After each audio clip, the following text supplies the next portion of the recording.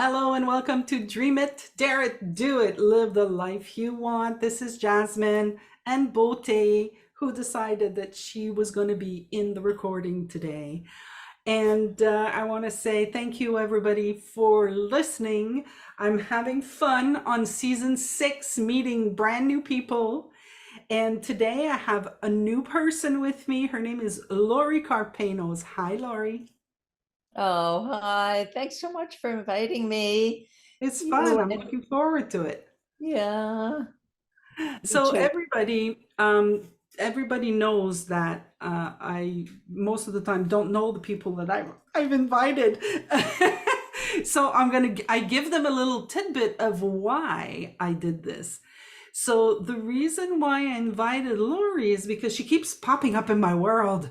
So I talked to a client and the client's like, did you talk to Lori? And I'm like, Carpenos? And they're like, yeah. I'm like, no, I haven't talked to her yet. And then I talked to Lynn last week, who was on the podcast, and she says, do you know Lori? And I'm like, not yet, but I'm going to. So I decided to reach out to her and invite her on. So thank you for accepting. Oh, well, thank you. I mean, it is funny how things happen, right? Yeah. So we have been talking off camera. Everybody knows I do that too. Uh, I start the conversation off camera. So we have been, getting acquainted offline.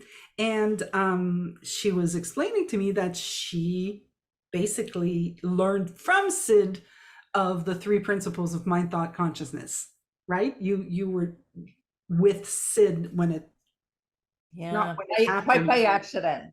Yeah? I landed in one of his talks, invited by a boyfriend at the time, and I had never heard of him. And in fact, I was a little put off, like, who is this man? I never heard of him. Yes, Yeah. because I was in the world of um, people with PhDs, and that's what you look for if you go to a lecture back then. Yeah. Now we know that you just never know where you're going to hear truth. Yeah. Yeah, I could get it. I do understand. Like sometimes I listen to some of the talks, especially this week I was listening to an early talk. I could see that it was an early talk and I couldn't get through it because there's something to it, right? I can't be doing something else while you're listening to Sid. You gotta focus and listen to what he's saying. I'm pretty sure I would have been put off also in the beginning. It's sad, but it is the way that my brain works. But the message that he brings is mind boggling, simple, and makes your head go, pow. What is the thing? Like what is it that attracted you or kept you in the inquiry? Well, that's a great question, because that first talk, something happened. Something happened to me that I had never experienced before, and I never experienced since. And it was unusual, to say the least. But it felt to me, and only in retrospect, because I didn't know why this happened, but I started to cry.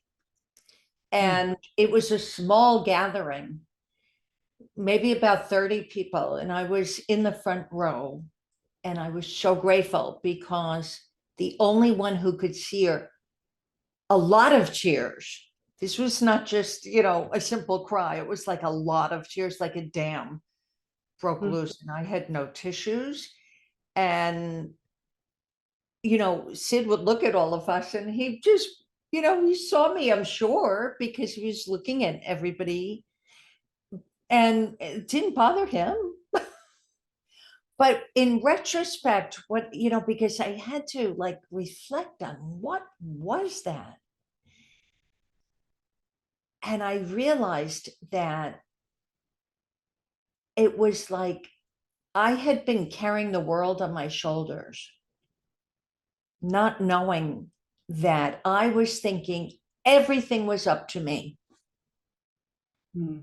At that time, I was in my late 20s, well, mid to late 20s, I guess. And I wanted to have a family. I wanted to have a husband. I wanted to have children. And I was thinking, well, it's get moving, Lori, get going. You got to do this. You got to make this happen. And whatever Sid said, it was like, wow, it's not up to me. What happens in my life, to a degree, it's up to us. I mean, we're the ones deciding, do I go left or right? Do I walk down this street, drive down that road? We are deciding, but there is definitely something that is greater than us making a decision that's prodding us along, whether we know it or not. Like before you started the recording, Jasmine, I was talking about how I drove 3,500 miles in I was 25 at the time, going from the East Coast, Connecticut, to California in search of work as an art therapist. I left a perfectly good job that I wouldn't be able to go back to. So I had made the decision. This is where I'm going to make my home. And this is where I'm going to be an art therapist in my mind. Well, I was an art therapist for a very short time. Two interesting places, the VA hospital being one. And I'm so glad I had that experience. It was a mind blower. Short time there. And Children's Hospital at Stanford University, where I was exposed to things that the residents were attending, these meetings and court classes that I could attend. And free of charge. I wasn't Mm, paying yeah. the Stanford University tuition. So it was like all these wonderful things were happening. But the most wonderful thing was what happened to me sitting in front of Sid Banks speaking. I don't know what. Hmm. I don't know what he said, but the feeling was so much relief. It was a feeling of, oh my gosh, what relief. And, when you're under the gun, thinking that you've got to make everything that's supposed to happen in your life happen, you don't even realize that you're under the gun, your own gun. You don't even realize that you're doing it to yourself. At least I didn't. Not Yeah. until later. Yeah. Not until I started to hear what Sid was talking about. So Yeah. have you identified what kept it's what kept you in the wanting to know more? Because one of the things that you said when we were off camera was you were like, I'm going anytime he's going to talk, I'm going. You made it a mission that you were going to be there. So did you like what is it that you heard? I think I actually heard what you said. It's like you heard truth No, I without wouldn't have labeled it as that. Would mm, not have labeled it, but certainly you heard correctly that it was a profound realization that I would have such a feeling, such a profound feeling of relief that I knew there was something there for me to learn more, hear more. I just knew I wanted to listen more to, it never happened again where I burst into tears like a dam had broken. yeah. Yeah, That didn't happen again, but I think I that just, it's different for everybody. I remember having a conversation because I I remember when I came into the conversation also I started listening to this on understanding. It's like, everybody was talking about these, Michael Neal calls it the holy fucking mother of God moments. Like, that's what he calls them. So everybody's talking about these moments, and I'm just like, okay, well, yeah, but I didn't have one of those, you know. Um, but I had a conversation with someone, and she was like, for me, excuse me, we're recording a podcast. So for me, it was like just like small things that, like, after years you kind of wake up going, wait, this has changed. Like, like I didn't even realize it. Yes. Yeah. Yes. Exactly. I love that. Right? That we realize to this day, and look at how many years later it is, to this day. I mean, it just happened yesterday, in fact. I'm doing a program with, I was mentioning Wendy Williams to you. She's a nurse in Massachusetts. I'm back in Connecticut, by the way, for many years now. And so we're doing a program on listening. And yeah, it's wonderful. And I said, Wendy, you won't believe this, because we talk about, when we offer programs, and it's like you're offering this program, right, Jasmine? Look at how much you have gained, I'm sure, from these conversations. Like you get an insight from somebody else's insight. Yeah, It's definitely. almost like we're, can't think of the word, where we're just picking up from one another. We're getting touched by other people's stories, and that touches something deep within us. And it feels like an aha moment that we may not even realize, like you said, in Yeah, the moment, until in retrospect, it's like, wow, I really saw something new yeah, that I hadn't seen before.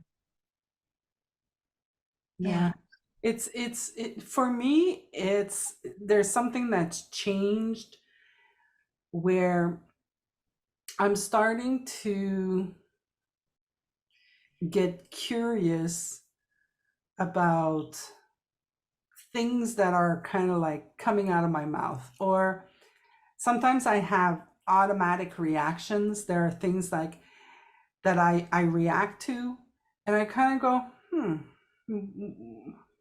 what was that? Like, what, like, just like, what was that? And just looking at it, as opposed to before, where there was a reaction and then it was somebody else's fault. It was like, it was because of an outside factor, right?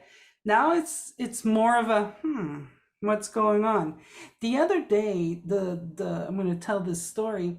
So when I was in my 20s, I lived in an apartment, and there was a neighbor on the floor above me, and we did not have a good relationship, and it was there was trauma that occurred for me, like like for me. I've realized two things lately. I'm sweet. I realize this here. I'm finding it funny now because it's just very funny, because I've always had this big facade of I'm strong, you can't touch me. Like, I created this because younger I was sweet. I'm a sweet person. I like tenderness, and I like love and peace and butterflies. This is what I love. But I was taught that it was not right, right? That I shouldn't be like that. That's what I made up anyways. I'm not sure that that's what I thought. That's what I was taught, but that's what I thought. Um, and so the other day, the door rings, And I've realized, like last year, I said, I think I have PTSD. I think I have like it, like when something happens with neighbors, I have a rush of emotions that comes. And the doorbell rang. I went to pick up whatever they were delivering. And then a neighbor opened their door and said, "Can you come and see me?" And Lori, if you would have felt the feelings that came from those 4 words, "Can you come and see me?" 5 words, maybe 6. It was like crazy, like the stress in my body that came. And I was like, okay, I'm never going to be able to eat. I can't do this. I have to go talk to her now. And in my mind, I was making up so much stuff, but it was very scary, right? And when I opened the door, she just opened the door like this, and she pointed down the ground, and I see this little puppy, this little ball of love coming to me, and I'm like, I'm just like, the emotions, just like, oh my God, that all of that other fear was totally gone, transformed into I'm in love with this animal. Instantly, it was instantaneous. And all she wanted to show me was her dog, Oh, you know. And I came back and I sat and I was like, wow, that is like, that's amazing what comes up without me even knowing. I wasn't there. I was working. The knock on the door. She opens the door. She says, "Can I see you?" And it was like crazy, right? But none of it was true. yes. Wonderful. Isn't that interesting when you realize what you just experienced explains what you heard from Sid, Yeah. right? Yeah. To me, that has been really interesting in my life as well. Like something will happen so similar to that experience that you had, and you're really taken aback because it's so different from how in the past, or something like that could have very well happened in your past, but you wouldn't have reflected on it. You know, oh, Yeah. cute dog, adorable, Yeah. adorable. And then you go back and you go about your day. But because of your understanding about the fact that life happens through us, this is an inside out world. Yeah. It's not happening to us, Yeah. it's happening through the way we True. perceive things, how we think about what's happening. Yeah, I love that. It kind of, I'm hearing it in a different, I'm hearing it on another level. Life happens through us. Like, so it's literally like it was through me. So I could have come in. This reminds me of a story that I don't remember who told this story, and you might know this story, but I remember, this person having a breakdown with their car, and they're walking on the streets, and they're like, okay, where can I get help? And they're just walking, and they're alone, and they see this barn somewhere up top, and they're like, I'm gonna walk to the barn. And on their way there, they're having these conversations in their head, like, oh well, what am I gonna do? Like, how am I gonna knock? What am I gonna say? Okay, I'm gonna tell them my car broke down, and then, but what if they say, well, I don't care? And then I'm going to be like, well, you have to care. Come on. Where am I going to go otherwise? And this person is just having this whole conversation. And by the time he gets to the door, he knocks on the door. The person opens the door with a big smile. Hello, can I help you? And he says, fine, don't help me. He walks away. And, it's kind of like he believed everything that was happening in his mind and totally lost his presence when the person was just like, hey, what can I do to help you? And I think we do that a lot. Oh, yeah. Oh, yeah. We It's like, all, yeah, humans I, do that. so you were talking about you're doing a class right now about listening. Yeah. Yeah. Yeah. It's beautiful. And we're learning just as much as everybody else Yeah. in this group. Yeah. It's really beautiful.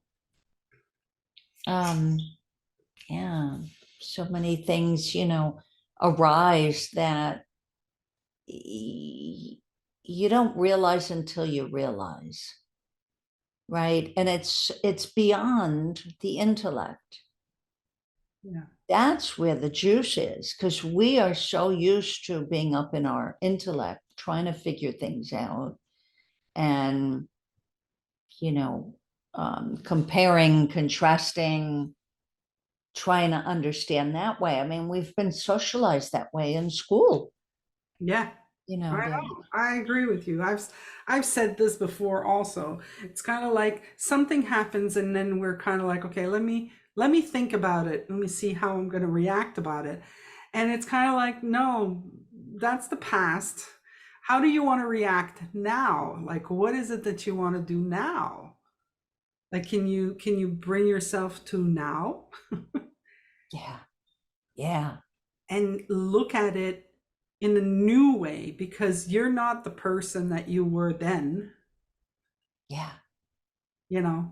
So you could have a different, totally different reaction, totally different outcome, totally different. Everything can get created in the now. yeah, yeah, yeah. And like our transformations happen without us knowing. Right? We Yeah. could feel like the last to know. Other people might notice that we've changed. But when you're in your own self, you don't even notice. Hmm. Really Let me interesting. ask you, there's something that popped up as you were speaking. Because when you said the word change, I kind of heard, you didn't say that. I heard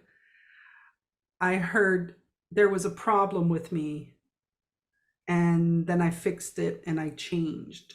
And I don't want people to think that because that's not what we're talking about.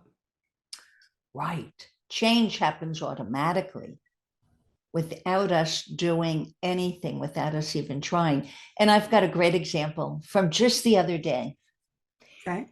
Somebody told me about a book, and it sounded like, I don't remember the title, but the title sounded like it would be written by somebody in the Three Principles community. And I said, I don't recognize the author. I don't recognize the name of the book, but it's a great title. And don't believe everything you think. I think that's the name of it. Okay. And so I look it up, and there's like 7,000 reviews. I mean, Christine Heath and I wrote a book 5 years ago, and I don't even think we got to 100. I mean, how does somebody get that many reviews? And so the person who told me about the book said, and this is somebody who didn't know about the three principles. He said to me, well, are you jealous? And I thought, no, not only am I not jealous, but the fact that he asked me, I realized that's not an emotion that I have about anything. Hmm. That blew me away because That is fantastic. how people talk about pre-principles and post-principles. I mean, I don't know how far into the principles you have to go to have something change like that. I did not even realize that I don't get jealous. Yeah. What a relief. I'm That sure I did when I was younger. Yeah, No. I got jealous. One of the things that's changed for me is the comparing. Like I would compare myself to others. They're better than me. you know? So that would make me insecure because then, I just saw through there's a truth that showed up for me in that in that understanding, in that seeing that I don't need to compare myself. It's like, and I remember, Lori, people would come to me and I would be insecure because I thought I would have to be something other than I was. Like Oh, that mind freak my mind out, right? It was kind of like when I would meet somebody, I'd have to be somebody else, and then I would eventually revert because you can't sustain being somebody else. It's not sustainable, right, right? right. So the nature of yourself comes back, will always come back. Yes. And then I'd be me, and then things would go like really well. And then I'd have the thought, I can't be me.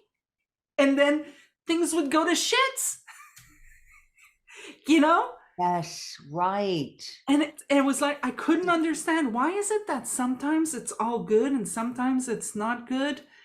And I think I just let go of trying to be somebody else and just started to see who I truly was.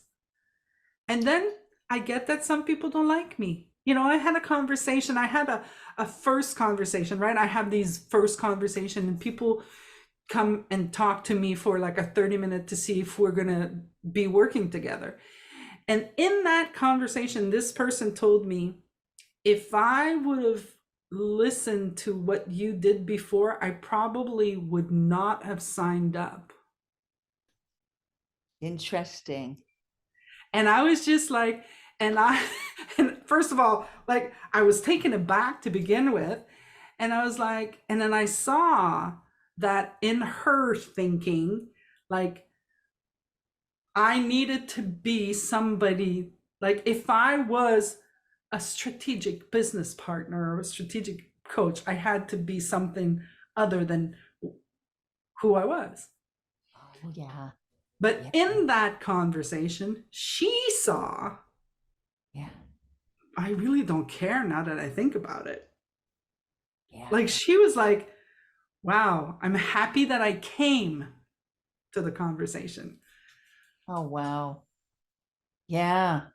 There's a label called imposter syndrome, Yes. right? So Yeah. when people try to be somebody that they're not, it comes across as inauthentic, and it's not going to go anywhere because it's like fake. And there's when you were talking about that, it came to me this saying, just be yourself because everybody else is taken. Yeah. The one that I Be love, yourself, everyone else is taken. I get a kick out of that. the one I heard was from Pharrell Williams. He's a singer, and he was a coach on a show called The Voice. I don't know if you know of that show, but they basically teach singers, right? It's a singing competition. So, and then there are these coaches, and Pharrell Williams is a popular singer. And he said, stop trying to be like this person, because if you try to be like that person, you're always going to be second best. Oh, that's a great way to frame it. Right. Yeah. Yeah. So I don't even play with the best anymore. Like I just like, I'm going to be me. I'm going to give you 100% of me right now. Right. Right. So I don't have the pressure of, did I meet this criteria? Did I meet this criteria? Did I do this properly? Did I do that properly? Yeah. You don't want to have that on your mind. That's for sure. That'll get in the way of listening big time, right? Definitely. Definitely.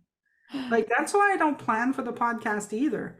I kind of listen, you know, and then I'm like, oh, ooh, ooh. Like it's a flow, it's a conversation that we're having. It's not a planification. Oh, oh, interesting planification. I never heard that, but yeah. That's a French word. That's why you've never heard it. Oh, It's basically planning.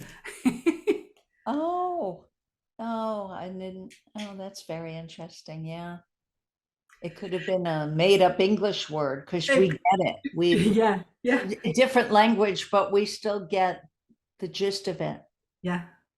Yeah, and I think that that's what I love about what you said. It's not intellectual. It's, it's a spirits, it's a feeling, it's spiritual. So the word really don't matter. It's kind of like, are you feeling something in this conversation? Are you like some people don't get through the conversations? Like, I mean, I know because I look at my listening, statistics, and people don't get through the conversation. Yeah, because they're looking for information. We're not talking about information here. There's no content. It's a feeling. And I'm hoping people will get the feeling. Yeah, I mean, Sid said often in his talks, look beyond the word. Don't listen to my words. And how do you translate that? I didn't know what he was talking about, but I have a gander now Yeah. what he was trying to get across. Yeah, because words, people have their own interpretation. Yep. They create their own interpretation of what people are saying anyway. So it's coming from them. It's their take on the on what's happening. And I learned, I'm sorry for interrupting you. Go ahead. that's okay. You go. No. Well, what I was saying was I was going to say was I learned this young because my first language is French. Oh, wow. And so I learned English as a second language. And when I was younger, the words that I was using, I associated them to a French word, right? So a lot of the times I would use a word, but that was supposed to mean, the English word was supposed to mean what the French word meant. But as I grew up, I realized that a lot of the English word I was using was absolutely not what it meant. And I can tell you that even today, sometimes I use words like that. There was a word now not so much, but I used to use the word brat a lot. I'm just a brat, and I was using it as I'm a funny girl and I'm playing like that. But that's not what the word brat means, you know? So I've never been a brat, really. But you find that out later. But it didn't matter because when I said it, people were just like, oh, she's cute. Oh, that's funny. The Yeah. words, it's the essence that it's the come from. It's like, I would tell people like and this with animals too, right? With animals, you can say, oh, you're such a gorgeous dog, and she's gonna be like, oh, I know I'm a gorgeous dog. And I can say, you're so ugly, you're so ugly, and she still loves me. The word doesn't matter. Right? But we're the same. Human beings are the same. Like I could be saying, coming from a space of, you're an idiot, and telling you, you're really great. And people know that you're coming from, you actually think I'm an idiot. There's an energy flowing that we don't even know we're identifying. That's right. That's so true. Yeah, I love that. There's an energy, a flow of energy, and it's the feeling that people pick up. Yeah. That's something that was really big for me to see from you, Sid, that it's in the feeling. That's what you want to look for. Look for a nice feeling because you can trust that. Yeah. Wisdom comes with a nice feeling. Even if in the like in the moment the feeling is good. If you're feeling good, you can trust it. You like you can trust this feeling. But it doesn't mean to we're not talking about a situation. We're talking about a feeling. So like you could be riding your car and feeling good and be heading for a wall. Maybe you need to open your eyes still, right? Yeah. Yeah. Yeah. It's in the moment.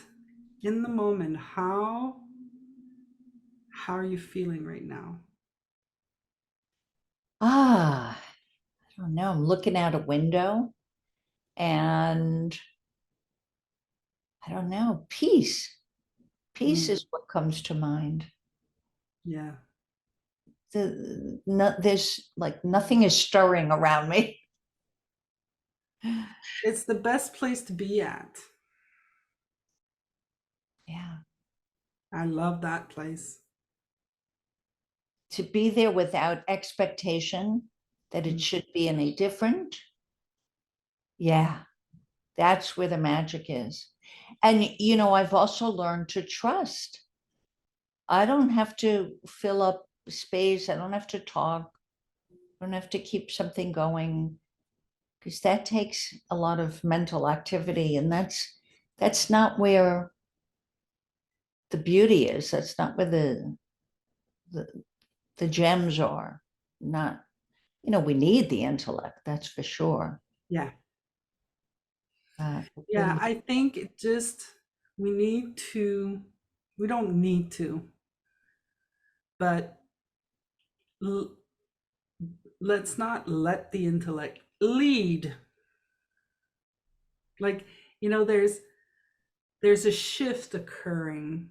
Like, yeah, let this feeling guide you instead of this feeling.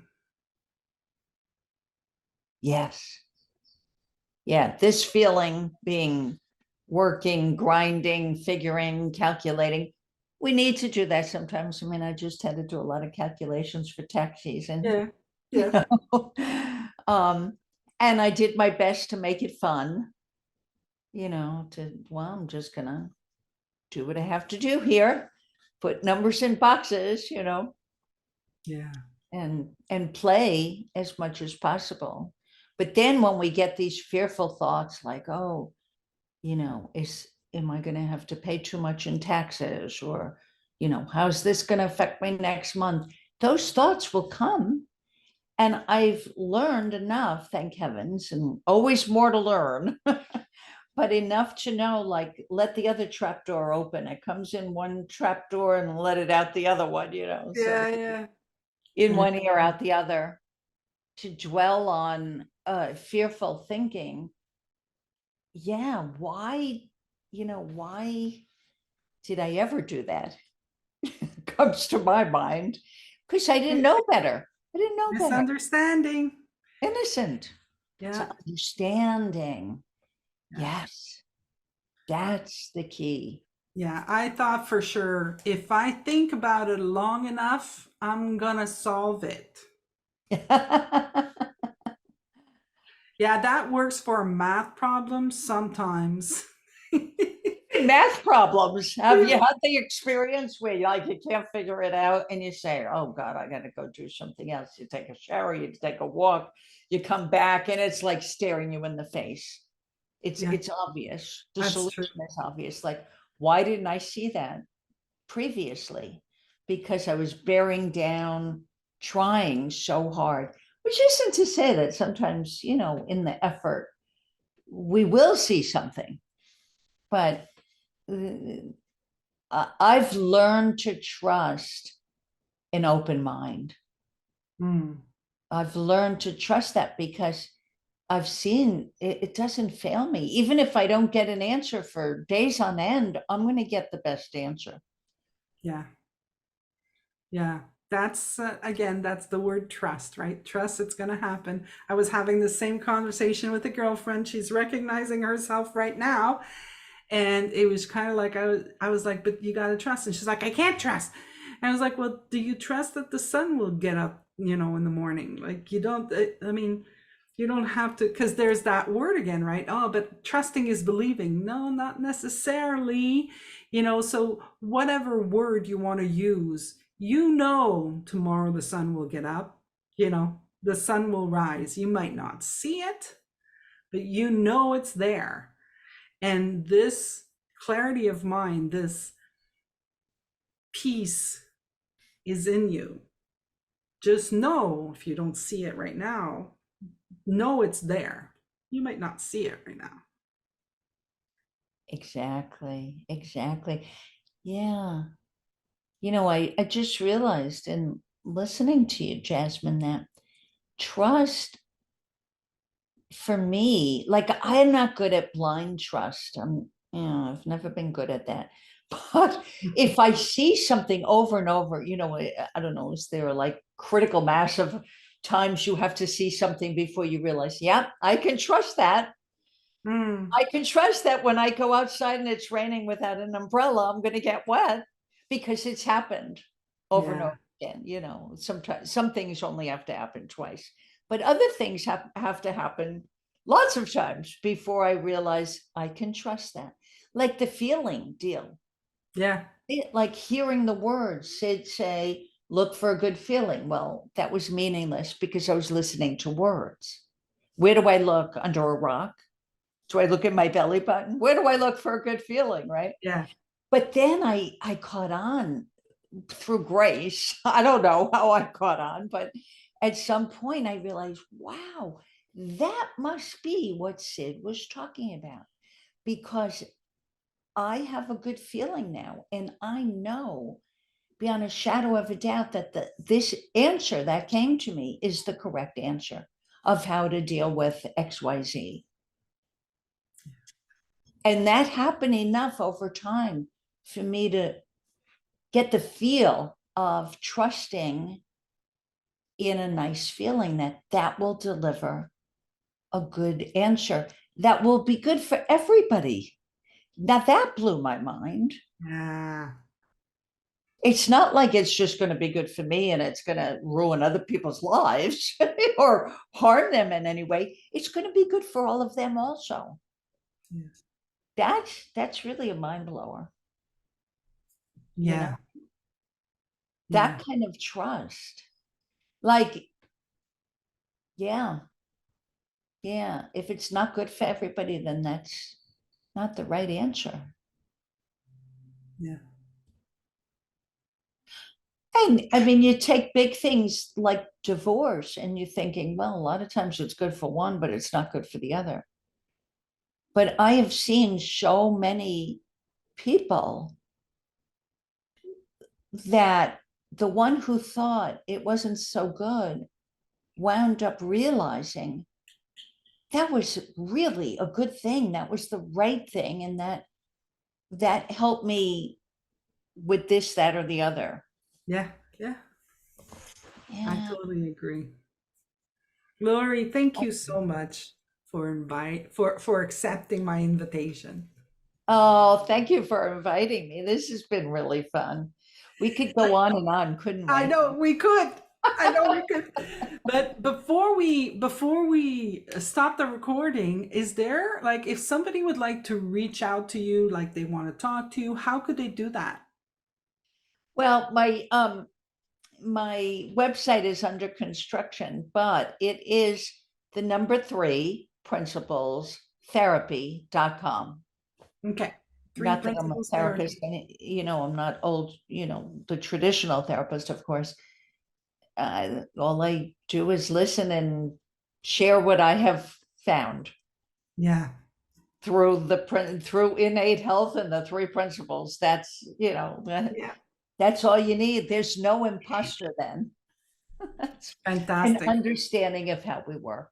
That's it in a nutshell. When any of us, you, me, anybody listening, begins to really see, oh my gosh, this really is how we work from inside out. Yeah. Life becomes so much easier. There you And go, guys. Life becomes so much easier. If you want that, you go see Lori. She's going to teach you or point you to it or share what she knows. Whatever works for you. Well, thank you again yeah, thank for you. accepting. And so I'm going to tell everybody listening to just dream it, dare it, do it, and live the life you want. And I'll see you next episode. Take care. Bye. Oh, bye-bye. Thanks so much. Yeah.